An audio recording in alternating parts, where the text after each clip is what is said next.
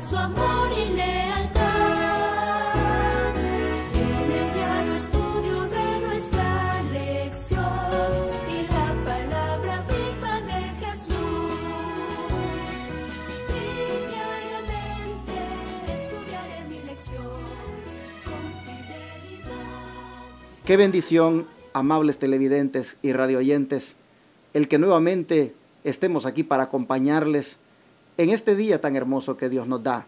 Acompañarles de esta manera que lo hago siempre, como es trayéndoles el estudio de la lección de la escuela sabática. Una lección diferente a la que la mayoría de adventistas estudia. Digo diferente porque viene solo a la ley y al testimonio. Aquí todos los comentarios o todo lo que se trae o trae la lección es 100% Biblia y espíritu de profecía. Y es muy hermoso saber cómo el Señor habla a nosotros hoy. Hoy tengo el privilegio de que me acompañe una amiga y hermana, y yo hasta la considero como mi segunda mamá. Es decir, la hermana Mercedes Argueta, conocida cariñosamente en nuestra iglesia como Cielito. Buenos días y bienvenida. Buenos días, pastor. Un privilegio estar aquí con usted, sirviendo al Señor de la manera que usted me ha pedido que lo haga hoy.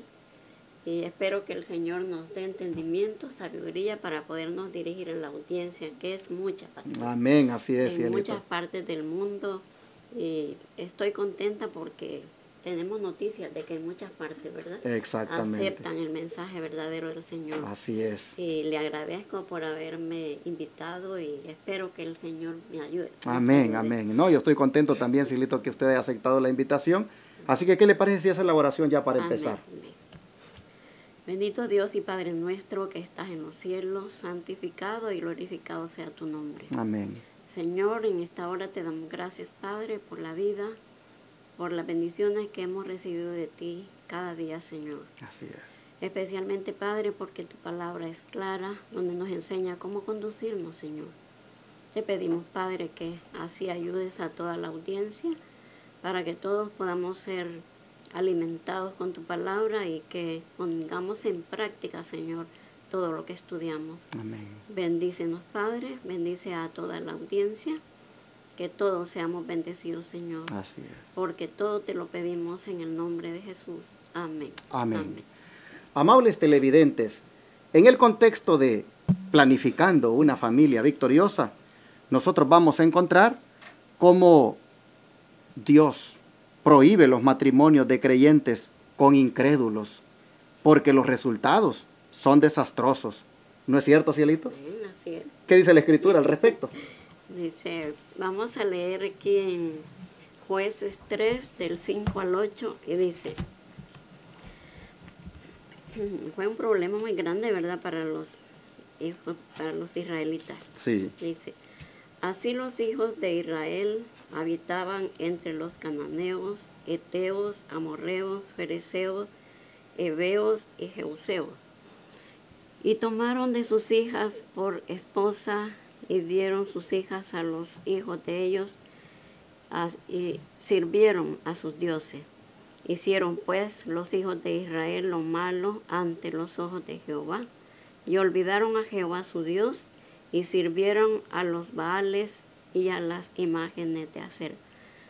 Y la ira de Jehová se encendió contra Israel y los vendió en manos de Cusán-Sirataim, rey de Mesopotamia, y sirvieron los hijos de Israel a Cusán-Risataim 8 años.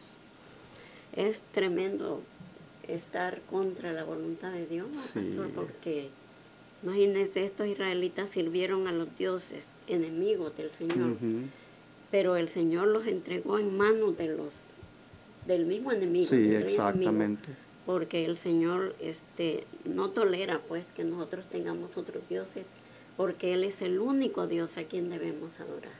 Pero si usted nota, Cielito, todo comenzó con un error, y es en el hecho de tomar a las hijas de los idólatras por mujeres, por esposas. Y qué triste, dice que los israelitas le dieron sus hijas a los hijos de los idólatras, de manera que terminaron sirviendo a los dioses de ellos. Y qué lamentable esto, porque dice que al final con eso hicieron lo malo delante de los ojos de Jehová y se olvidaron de él. Qué lamentable es, cielito, que uno, pues, estando en la iglesia como joven, como soltero, y uno muy activo, muy bonito, sirviendo al Señor, de repente escoja por allí una joven para que sea esposa o esposo, que pues esté afuera en el mundo. Qué triste es cuando esa persona lo arrastra al mundo. Yo me recuerdo una vez, un muchacho en la iglesia me dijo, quiero entregar más a Dios, me dijo, yo quiero servir al Señor, me dijo, y voy a estar viniendo, me dijo. Pero de repente se enamoró ahí de una joven mundana y esta lo sacó prácticamente y no pudo él más continuar en los caminos de Dios. Y por ahí está todavía perdido. Lo que dice aquí la Biblia, se olvidaron de Dios para servir a los dioses de las personas a quienes buscan como pareja. La verdad es que son desastrosos los resultados de una relación que sea de un creyente y un incrédulo. Pero bueno, cielito, nosotros lo hemos leído en Jueces. Sin embargo, parece que esta instrucción o este mandato de Dios había sido dado con mucha anticipación allá en los días de Moisés. Y leemos en Deuteronomio 7, versículo 3. Y dice así, ¿ya lo tienes? Sí.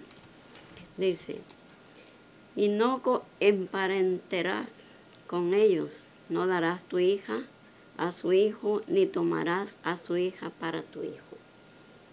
Era muy claro, ¿verdad? Desde tiempos antiguos. Sí, o sea que lo que hicieron los israelitas en el tiempo de los jueces fue una clara violación a un mandato de Dios dado con mucha anticipación por Moisés, a través de Moisés. Dios advertía a su pueblo en contra de la idolatría y les decía, no vayan a emparentar con ellas, es decir, no vayas a darle tu hija a su hijo, ni tomarás a su hija para tu hijo. No vayas a hacer esto, decía Dios. Pero nosotros vemos en el tiempo de los jueces que justamente eso que Dios dijo que no hicieran, eso hicieron. Qué rebeldía, qué dureza de nosotros los seres humanos en cuanto a desoír. Exactamente, a desoír la voz de Dios. Y por esas razones que, si usted vio, dice que en el tiempo de los jueces, por 8 años, dice, terminaron siendo esclavos del rey ese, Cusán-Risataín. ¿Por qué? Porque al final eso es lo que trajo como resultado, terminar siendo esclavos. Y así es el ser humano ahora. Termina siendo esclavo de Satanás cuando desoye la voz del Señor, cuando las instrucciones de Dios no se toman en cuenta. Por esa razón es que Nehemías, sabiendo todo lo que había sucedido con el pueblo de Israel por ser rebelde, y sabiendo que eso era desagradable para Dios, es interesante cómo Nehemías, hermana, enojado con aquellos que andaban buscando mujeres incrédulas como esposas, cómo él actuó. Es interesante, ¿por qué no lo leemos en Nehemías 13? ¿Verdad? Sí. Nehemías 13. Nehemías 13, del 23 al 26, y dice así. Vi asimismo en aquellos días a judíos que habían tomado esposas de Asdod, amonita y mozabitas, y de sus hijos la mitad hablaban la lengua de Asdod y no podían hablar la lengua de los judíos, sino que hablaban conforme a la lengua de cada pueblo. Y reñí con ellos y los maldije, y herí a algunos de ellos y les arranqué los cabellos, y les hice jurar por Dios diciendo, no daréis vuestras hijas a sus hijos, ni tomaréis a sus hijas para vuestros hijos, ni para vosotros mismos. ¿No pecó por esto Salomón, rey de Israel?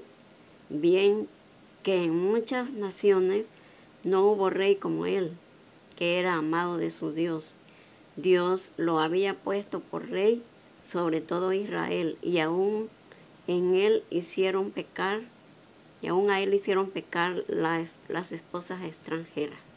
¿Qué piensa, Cielito, de esto? Qué terrible, ¿verdad? Porque es una cadenita, pastor, que trae cuando uno desobedece en una cosita poca, así viene desobedeciendo en más y más y más hasta que cae en el pecado. Y si usted nota, mire, Salomón es puesto aquí por Nehemías como un ejemplo negativo. Y diciendo con esto que los matrimonios mixtos pues conducen al pecado, es lo que él está diciendo. Y él reconocía que los dirigentes funcionaban como modelos, y por eso es que él se enoja, pues dice de que los agarró, dice, los azotó.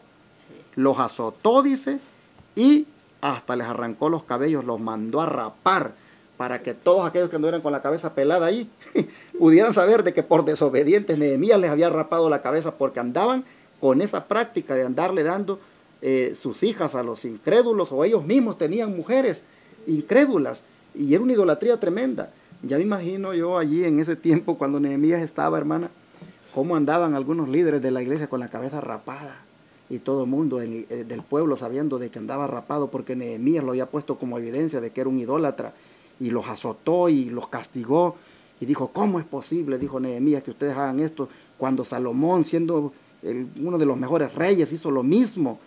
Pero era un pecado. Entonces nosotros podemos ver cómo somos amonestados por la palabra de Dios y advertidos en cuanto a que eso no es bueno. Mire qué tremendo, dice que hasta los niños que habían nacido ya no hablaban el idioma de los judíos. Ahora estaban hablando el idioma de los filisteos, o estaban hablando el idioma de los babilonios, estaban hablando el idioma de la mujer incrédula, idólatra que se habían buscado. Y es triste porque hoy también se da. De repente hay un hermanito que pues por ahí se enamora hasta de una mujer que no es ni de su raza, ni de su país, digámoslo así, sino que de otro país, y esta mujer no quiere nada con el mensaje, y por último los niños ya ni el idioma de él hablan, y mucho menos quieren nada con Dios, porque la mujer se los lleva para su religión, sí, para su creencia. Entonces dice Nehemías, no, dice, ya los hijos ni hablaban el idioma judaico, dice.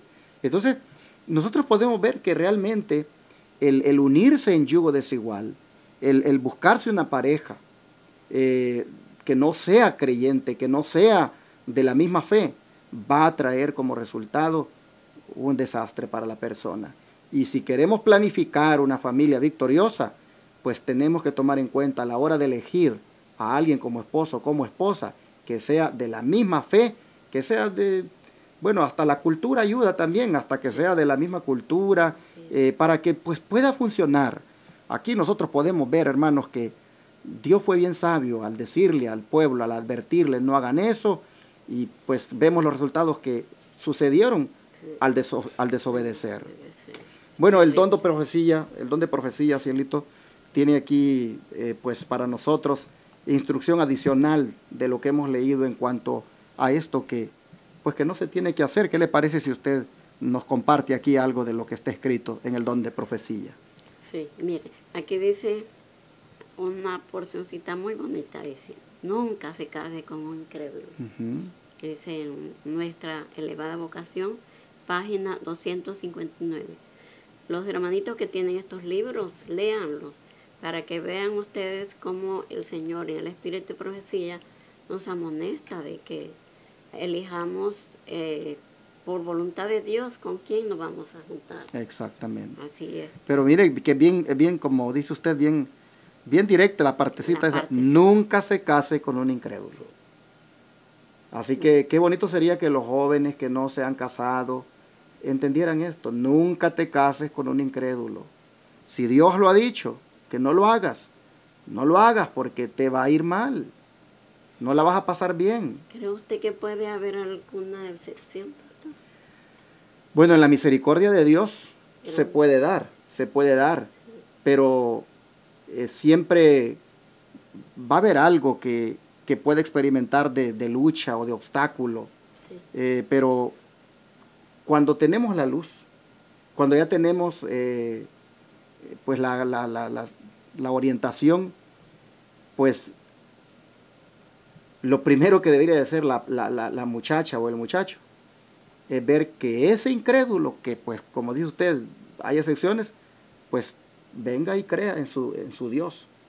Pero imagínese si no quiere venir a la iglesia, Sí.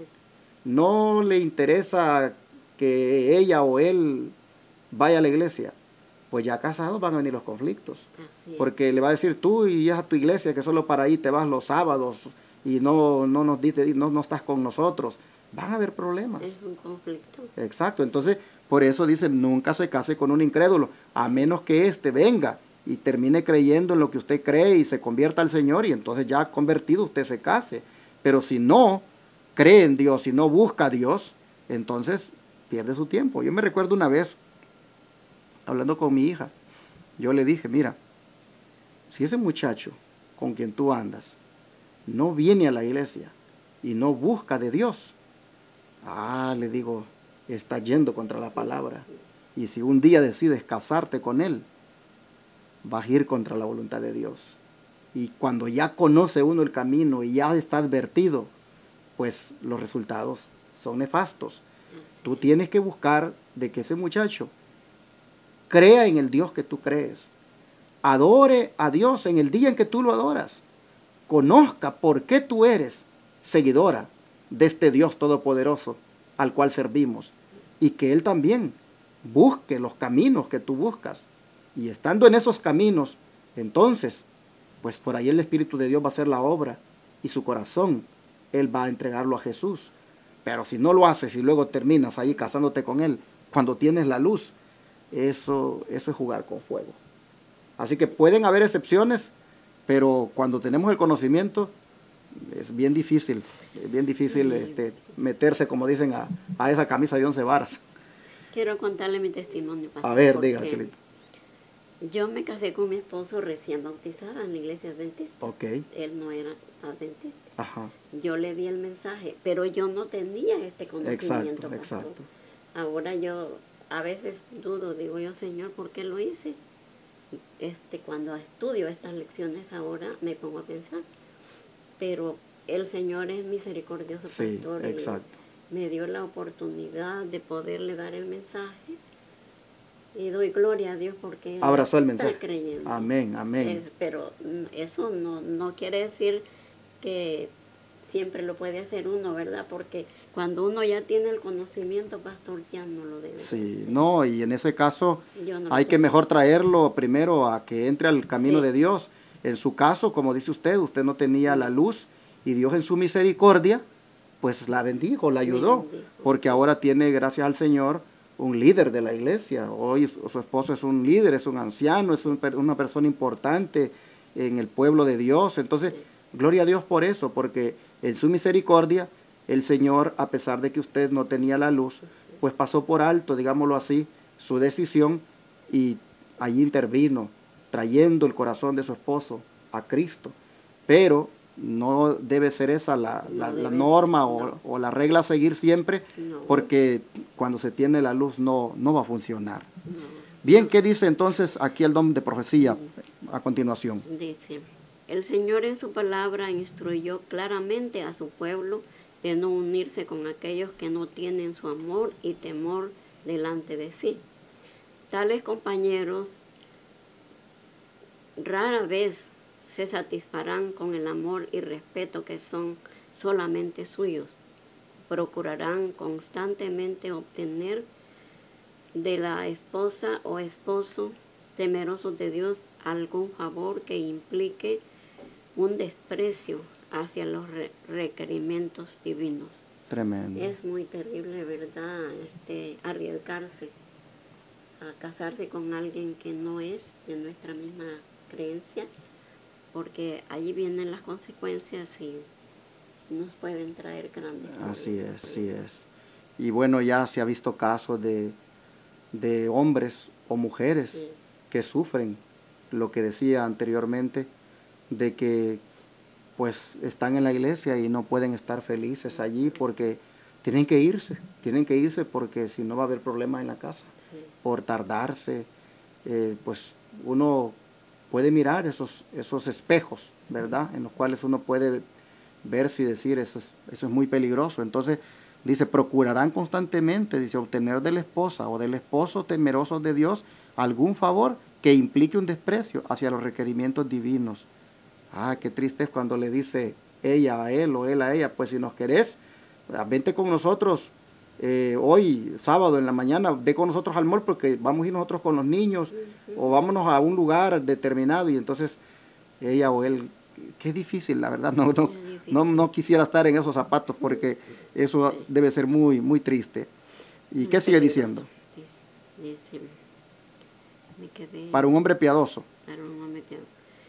Y para la iglesia con la cual se relaciona una esposa mundana o un amigo mundano, son como un espía en el campamento que vigilará cada oportunidad de traicionar al siervo de Cristo y de exponerlo a los ataques del enemigo. Tremendo. Dice aquí en Señales de los Tiempos, 27 de septiembre de 1910. Qué triste, mire, para un hombre piadoso, dice, y para la iglesia con la cual él se relaciona, una esposa mundana o un amigo mundano son como un espía en el campamento, que va a estar vigilando cada oportunidad de traicionarle y de exponerlo a los ataques del enemigo. Qué triste es esto. Y es posible que en esta hora yo esté, no sé, mientras estamos dando este estudio, llegando tal vez a alguna persona que está sufriendo esto y usted diga, bueno, es lo que me ha pasado a mí. Eso es justamente lo que yo estoy sufriendo y pues hice esa elección equivocada.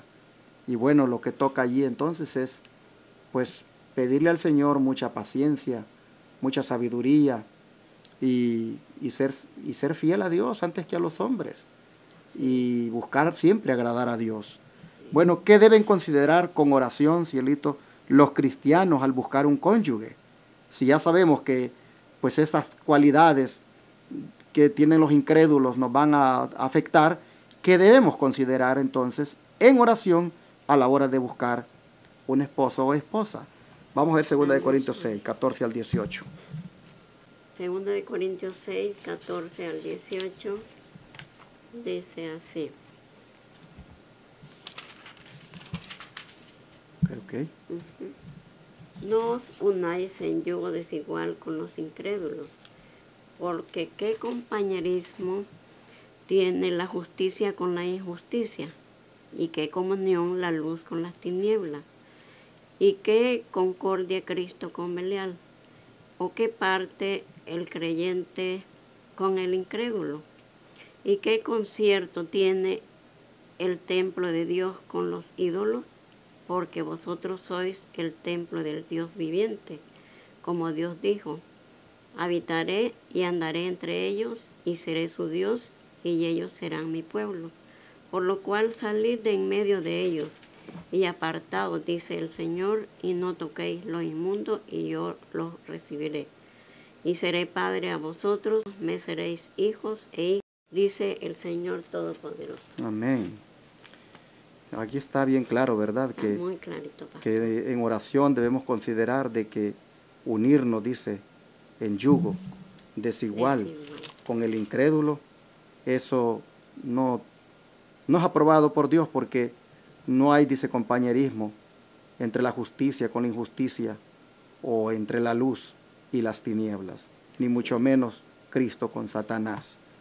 Así que mejor hay que pues tomar en cuenta que somos templo del Dios viviente y que no debemos pues contaminarnos en esa forma buscando esposa o esposo con los incrédulos, tomando en cuenta que Dios no lo aprueba. Busquemos mejor evangelizarlo a él y que busque al Señor y lo acepte y lo reciba, y cuando nos aseguremos que no está por nosotros, sino que por Cristo, entonces pues dar ese paso, ¿verdad? Así es. Sí. Bueno, pero 1 Corintios 7:39 también tiene algo para enseñarnos. 1 Corintios 7:39. Dice así: la esposa está atada a la ley mientras su marido vive, pero si su marido muere, libre es, cásese con quien quiera, con tal que sea en el Señor. Mire, aquí nosotros podemos ver cuán importante es, como dice aquí, considerar en oración a la hora de buscar un cónyuge. Porque una vez casado, dice que está atada a esa persona con que se casó hasta que esta persona muera. O sea, no es asunto de que ya después, pues me divorcio y con eso lo arreglo. Pues a los primeros problemas que hayan, si no funciona, pues allí yo lo resuelvo con un divorcio. No, el matrimonio es para toda la vida.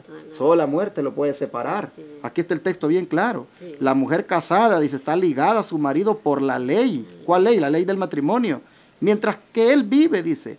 Pero si su marido muere, queda libre para casarse con quien quiera, con tal que sea en el Señor. O sea, una vez quedaste viudo o viuda, es que eres libre para casarte con alguien. Y vuelve a decir, en el Señor. No vuelvas con un incrédulo. Entonces, al ver entonces, hermanos, que el matrimonio es algo muy serio y que no debe ser con un incrédulo, porque yo no lo voy a poder resolver el problemón en el que me metí con un divorcio, porque Dios no lo va a aprobar tampoco. Entonces, hermanos, es mejor orar al Señor para ser guiado, sabiduría. Señor, sí. Así es. Bueno, ¿qué le parece si leemos la cita del Espíritu de Profecía que respalda esto? Sí, sí. En los tiempos antiguos, los compromisos matrimoniales eran hechos generalmente por los padres, y esta era la costumbre también entre los que adoraban a Dios. No se exigía a nadie que se casara con una persona a quien no pudiese amar. Porque no le iban a dar a alguien que lo pudiera rechazar, exacto, ¿verdad? Tendría que ser alguien que ellos estaban seguros de que lo podía amar la otra persona. Dice, pero al brindar sus afectos, los hijos eran guiados por el juicio de sus padres piadosos y experimentados. Obrar de otro modo era como deshonrar a los padres y hasta cometer delito. Tremendo.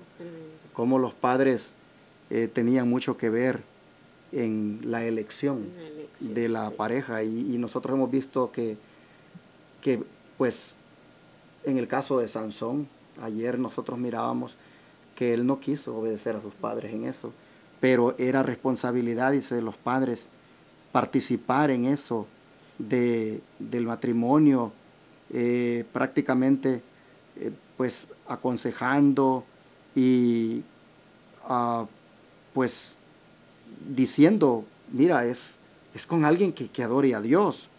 Y ellos dice que estaban conscientes de que los hijos solo le iban a dar sus afectos a alguien que verdaderamente les amara, pero ellos, dice, debían ser guiados por el juicio de sus padres piadosos y experimentados, porque si el hijo no tenía esa orientación, pues entonces de alguna manera el padre iba a ser responsable por la mala decisión del hijo. Pero también el hijo, una vez el padre cumplía con su papel, el hijo tenía que entender de que si no hacía caso era como deshonrar a sus padres y hasta como cometer un delito. Así que nosotros podemos mirar de que hay dos cosas que hay que tomar en cuenta a la hora de elegir a una pareja para casarnos. Número uno, entender de que con los incrédulos no es buena idea hacerlo porque Dios no lo aprueba. Tiene primero que esa persona convertirse en creyente. Número dos, debemos tomar en cuenta también de que al hacer esto debemos pedir el consejo de los padres. Pedir el consejo de los padres porque ellos, pues por la experiencia y porque tienen el conocimiento de Dios, nos pueden dar pues una buena orientación. Así que hay orientación disponible cuando se trata de elegir a alguien para casarse, tanto en la palabra de Dios como en los mismos padres que son temerosos de Dios, que son cristianos. Ellos también pueden dar un buen consejo. Bueno, así hemos llegado al final de esta lección. Que Dios ayude a cualquier joven, si joven hombre o joven mujer, que Dios les ayude para que si oyeran esto lo pudieran tomar en cuenta y no ignorar ni a Dios en lo que ha dicho, ni mucho menos a sus padres en cuanto a pedirles un consejo. Bueno, Dios nos ayude y vamos a orar por todos aquellos que puedan estar tal vez ya queriendo buscar a alguien para casarse, para que tomen en cuenta esto que hemos estudiado. Vamos a orar. Amado Dios y Padre, te agradecemos por todo lo que tu palabra tiene en relación con los matrimonios que se puedan hacer. Cuán importante es, Señor, no hacerlo con los incrédulos, porque tú desde un principio lo has dicho. Esos van a hacer que se olviden de ti. Esos van a hacer que ya pues te demos la espalda, que ya no querramos nada contigo, que nos volvamos hasta esclavos de ellos. Y Señor, te pido para que cualquier pareja, cualquier joven, cualquier hermano, hermana que esté buscando una pareja, tome en cuenta estos principios y, Señor, busquen agradarte, siguiendo tus instrucciones que están aquí en tu palabra y también buscando consejos de sus padres que también sean temerosos de Dios y que les puedan inducir en cuanto a cómo ellos deberían tener ese cuidado. Padre Celestial, gracias por tu palabra. Te rogamos, Señor, por todos los matrimonios que ya están formados, que tú los ayudes a permanecer firmes y a restaurar también, Padre, te pedimos que restaures a aquellos que están con problemas.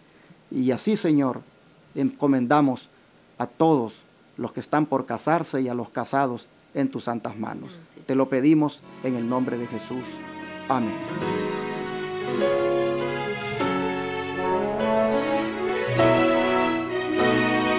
Todo fiel discípulo del buen Jesús demostrará su amor y lealtad